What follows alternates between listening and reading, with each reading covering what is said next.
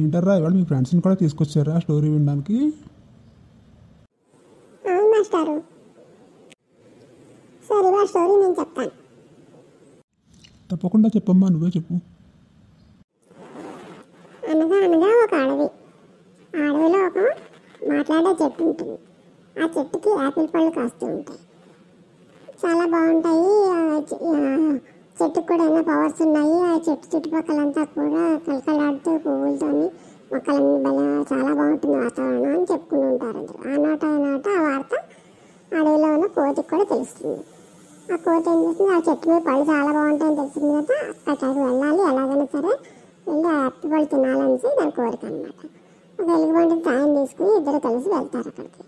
వెళ్ళగానే ఆ చెట్టు మాట్లాడుతుంది కదా, మరి వెళ్తానే అని పళ్ళు తింటారా మీరు, యాపిల్ పళ్ళు తీసుకోండి, కోసుకుని తినండి అని చెప్తుంది. చెప్తే పళ్ళు అయితే చాలా బాగున్నాయి కానీ మధ్యలో నల్లపండు ఏంటి అని అడుగుతారు. అంటే నల్లపండు కాసిందే ఏడాది, 5 ఏళ్ళకి ఒకసారి ఒక నల్లపండు కాస్తూ ఉంటుంది, అదే నా దరిద్రం. ఆ పండు ఎవరు తింటే వాళ్ళ నాలుగు నల్లగా అయిపోతుంది. వాళ్ళు ఏ మాట అంటే ఆ మాట చెడు జరిగిపోయి ఎవరినైనా జరగాలనుకుంటే అది అలా జరిగిపోతూ ఉంటుంది. నల్లపండు మాత్రం కొయ్యకమ్మా, నువ్వు ఎర్రగా పండ్ల కోసుకుని తినండి మీరు అని చెప్తుంది. చెప్తే ఈ కోత ఏం చేస్తుంది, గబగబాగా చెట్టు ఎక్కిపోయి చిన్నగా ఎర్రపళ్ళు కోయకుండా నల్లపండు దగ్గరికి వెళ్ళి నల్లపండు కోస్తుంది.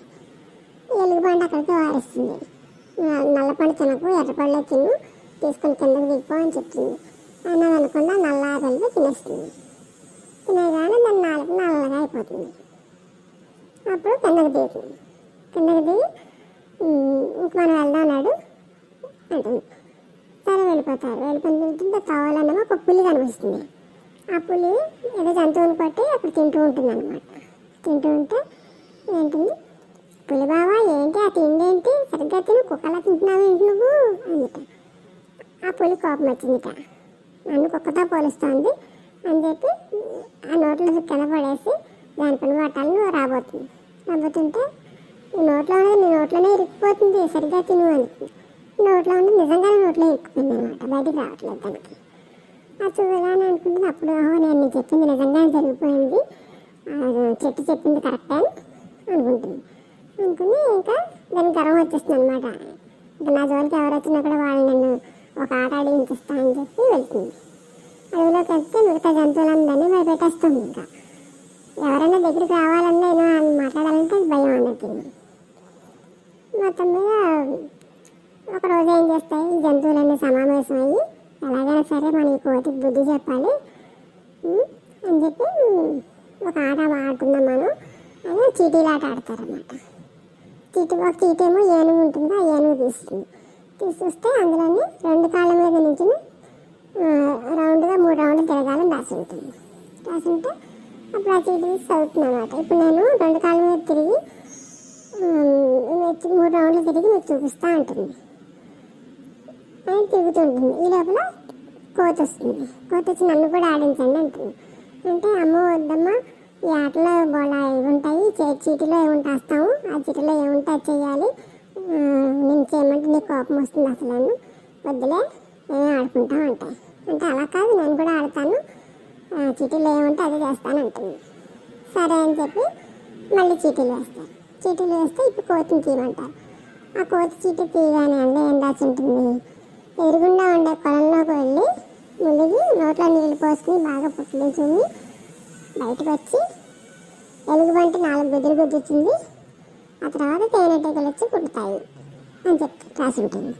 రాసింటే కోపం చూస్తున్నారు, పాపంగా నా మీద ఎంత కసుంటే మాత్రం ఇలా రాశారని చెప్పి, సరే చీటీలోనే చేయాలి కదా మరి అని చెప్పి గబగబా వెళ్ళి ఎదురుగుండా కొలను ఉంటే దిగిపోతుంది. కొలంలోకి వెళ్ళి దిగుతుంది, నోట్లో నీళ్ళు పోసుకుని బుట్టలు చెబుతుంది, బయటకు వస్తుంది. బయటకు వచ్చరికి ఇంకా ఇప్పుడు బయటకు వచ్చాను కదా, ఇప్పుడు చెప్తాను మీ పని అంటుంది. ఇంకేం నువ్వు చెప్పేది, నీ నోట్లో నాలుపంతా పోయింది, ఇంకా నువ్వేం చెప్పినా జరగదులేదు అని చెప్తాయి అది మిగతా జంతువులకి. ఇలాగా ఎలుగుబంటి ఉంది కదా, ఎలుగుబంటి గబగబా వచ్చి ఒక 4 గుద్దులు గుద్దుతుందని గుద్దుగాని పైకి విసిరి కొట్టగానే పైకి కొమ్మగా తగులుతుంది లేకపోతే.